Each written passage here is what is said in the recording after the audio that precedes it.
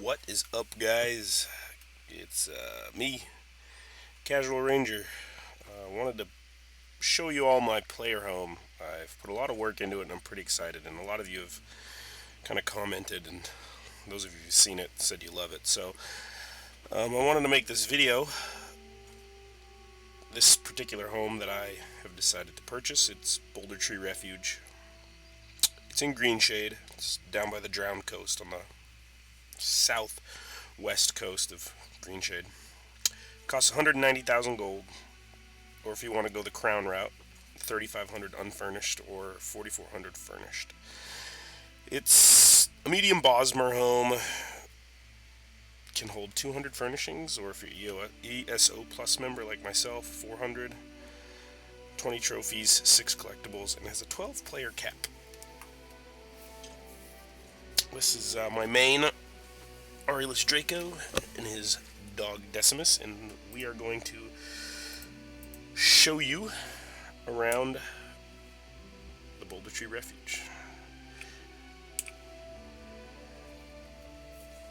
I bought it for gold, so it came unfurnished. So everything in here I bought myself, crafted, or shamelessly spent copious amounts of crowns on, because it's what I like to do.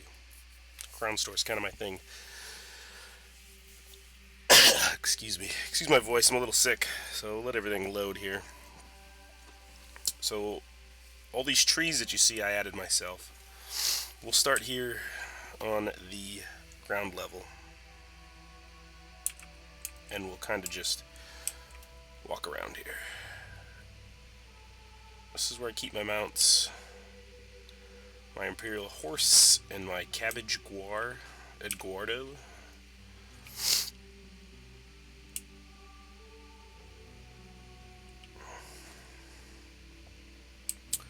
It's my Sky Shard. Pretty proud of that. Took me a while to get all the Sky Shards, but after camping the last Daggerfall Covenant Sky Shard in Cyrodiil, I finally got it. That's the final threat. It's kind of my shrine to stopping the plane meld. Notice I put an X between his eyes.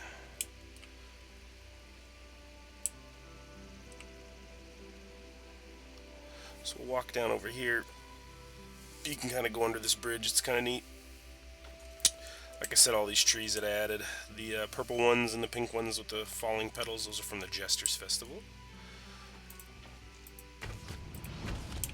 There's my target skeleton, marked by the 2 torches. Down over here, I am missing one of the pennants because I don't have a DC character that PvPs.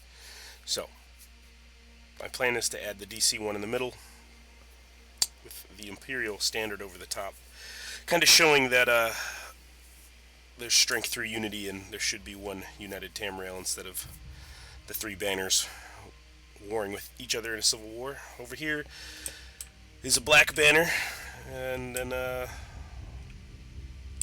blue flame. This is kind of a shrine to the war, kind of the black banner mourning all the lives lost. Just kind of something, an idea I had that I wanted to throw together. Another Jester's Festival tree. Bosmer trail marker. Thought that was pretty cool. So we'll go inside now.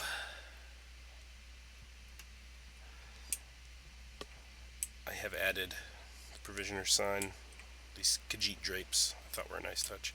I didn't go with the Bosmer furniture because I don't like it, and my character is Imperial, so most of the stuff in the house is furnished with Imperial. I got my cooking station here that you can do provisioning on. Just kind of your standard kitchen. I added this Imperial Commander's tent to the front door of this because I thought it added a nice touch. Thought it looked kind of cool. We'll go inside here. This is kind of the throne / meeting room. Got my 3 guild banners there, Undaunted Fighters and Mages Guild. And like outside, this is kind of the same thing here same idea I have. I just need to get a DC character up so I can get that other banner. and place it up top or somewhere. I'll figure it out. Wood elf throne. Thought was pretty cool. Table, like I said, it's like a meeting room, throne room. More Khajiit drapes because they're awesome. It's one of the first furnishing patterns that I found, so I ended up crafting a lot when I had the chance. So this part is what I'm really proud of. I've spent a lot of time on this house and spent a lot of gold. Basically what we've just been through is basically all you have access to when you buy the medium home. But I decided to think outside the box like a lot of people have with their homes, and I decided to build up. As you can see above me. This added a lot more room, and I was able to get 400 items in this house more comfortably. So, we'll take these windy platforms up this way, and we'll get to the first level. Kind of put torches on each corner. And so this first level here, I have my first my second crafting station. Provisioning was downstairs. This is the woodworking station. Got the sign. That's that. This right here is my thieves' den, as I got the outlaw banner marking it. And inside I have Fiari the smuggler, which she operates like a fence. You fence your goods with her. Those of you who haven't done the Thieves Guild DLC, she is what you get once you complete it. Really awesome follower. The only problem is she doesn't give you the full price. She takes 35% cut in standard cutthroat fashion. So since it's the Thieves' Den, I've got everything, most of the cool stuff. A lot of these coins, the Thieves' Trove, the key, they're from Ledger Domain achievements. And you can buy those furnishings down in any here. Just a couple other things. That's an Enchanter's Gem, some Soul Gems down there. There's kind of, I felt like they fit with the whole Thieves' Den theme, so I went ahead and put them in there. And then just a table to sit here with a cool skull goblet. I bought that furnishing, or I bought that goblet for 40k. I regret it, but whatever. Since I bought it, it's going to sit in the house because I wasted a ridiculous amount of gold on it. So that's the first level. We'll move up here to the second tier, which it opens up. The first thing you run into is the bar that I created, and I have my merchant right here. She is kind of acting as the bartender. Anything I can do for you? Put the Jester's Festival banner right there because I like it. Got two tables. Kind of wanted to add some character, so I added a knocked over chair and a knocked over cup, like someone had to leave in a hurry. All my dungeon and trial busts are up here. This is what I consider the Tree of Victory, where I put all the busts. As we wind around the tree this way, we get to the enchanting and dye station that I added. These are Khajiit tents, by the way. They act as one item, so instead of building something and using up what would normally take 10-15 items to create, I just figured I'd buy these prefab tents and throw them up here, and they actually look really great. Here's the enchanting station, my banker. Yes, 5,000 crowns and 10,000 crowns right here. I know. I'm funding the Zos machine, but it's worth it. And then my dye station. The crafting bag. Furnishing item, which I thought was cool. Figured I'd put it right there. Alright. This next tent here that's covered in vines and such is my character's living quarters. This is kind of his common room. Bookcase, his table where he eats. Cool map of Tamriel. He's obviously an Imperial. He's very proud of it, so another Imperial banner. There is Decimus, his dog. His desk. He obviously dabbles in the art of the Dark Brotherhood. This tankard is really cool. It's the Undaunted tankard, so I wanted to show that off. What I did here is, this is the mercantile tent, this first tent. This second part in here is actually a completely second, or no, this is the vacation tent that I'm in, sorry. This tent that I tucked over here for his bedroom is actually the mercantile tent, which is the same one you see right there. I just added it on to the end of this one to make a bedroom. Threw the Kijiji drapes because I love them. And this is obviously his bedroom. Since we're in the trees, some of the leaves poking through, which is fine. Adds kind of character to it, I like it. More of my busts on the Tree of Victory. Which leads us to the second tent.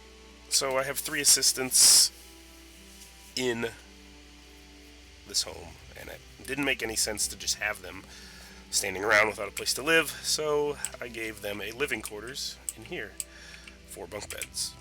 And this is where, quote-unquote, the assistants live, because Martian and, you know, RP is a thing in this game, and I'm lame, and I do that from time to time.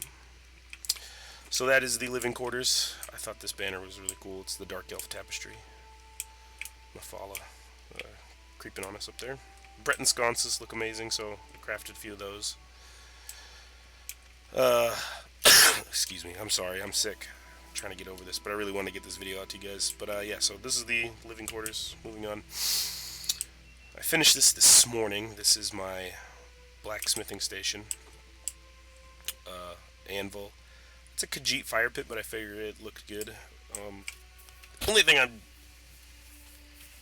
don't like about it up here is there's a lot of wood and trees and dry reed, mat, and cloth that could catch fire being a forge up here, but whatever, it works. I used this platform and kind of made it look like kind of like a hood for the heat to escape up through. I just bought these. If you guys have seen the luxury vendor tonight, these amazing sconces are on there. I turned them off because I wanted them to be in the forge, the blacksmithing tent, to kind of give off the illusion that, hey, we crafted these swords. But we can turn them on and they'll catch fire, but I'm going to keep them off because they look better that way. So, blacksmithing tent, the chimney I put a sconce up top so you can see some fire and smoke coming out of there to add to the effect. And then, of course, the blacksmithing sign. Right across the way is the alchemy station. Our buddy Crag there is kind enough to have the alchemy station sign around his neck like Flava Flav. Thanks, buddy. Appreciate that. And then I threw the clothing station right here. I figured it was a good spot for it. So those are all my crafting stations, and all my assistants and everything are on the first and second level. And then I, of course, have my third tier. Now, I've reached my item limit. I'm at 400 items in this house, so I have no more room for improvement. The more cool furnishings that come out, like I had to get rid of 2 things to buy these 2 sconces to add into here. So I had to get rid of 2 items already. A lot of these trees could probably go, because none of these trees came with the house. And as you can see, they're all highlightable and removable. So as more cool stuff comes in, like the luxury furniture, and gets added, like with Morrowind and such, a lot of these trees are going to have to go, even though I like the effect because it creates a really cool overhead canopy when you're down on the ground. But let's go up to the third tier, and then we'll wrap this video up, because I am tired. I've worked all day. And then, like an idiot, I ran after work, so I'm exhausted. More busts as we come up here, along the Tree of Victory. So this is the last tier. It's not entirely too furnished. This is more kind of like an observatory. I really liked the Argonian lights, which I have strung from the tree over to this Argonian lamppost. They're interactable. Really neat. And you got a really good view of Green Shade from up here. Amazing view. Once I built up this high and I realized how beautiful the view was, I decided I had to keep this this lounge spot up here.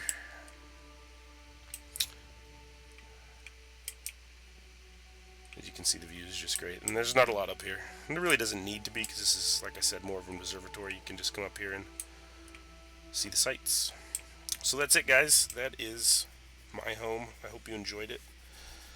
Uh, if you could like the video on YouTube, subscribe if you want to, follow me on Twitter. Everything is casual_ranger. Twitter, Twitch, YouTube's not, but Twitter, Twitch, Instagram, everything is just casual_ranger. Even in game, same thing. But that's about it, guys. I really appreciate it. Hope you liked the video. If not, leave your trolly comments below, and I will kill you with kindness. Respond with something ridiculous back. So,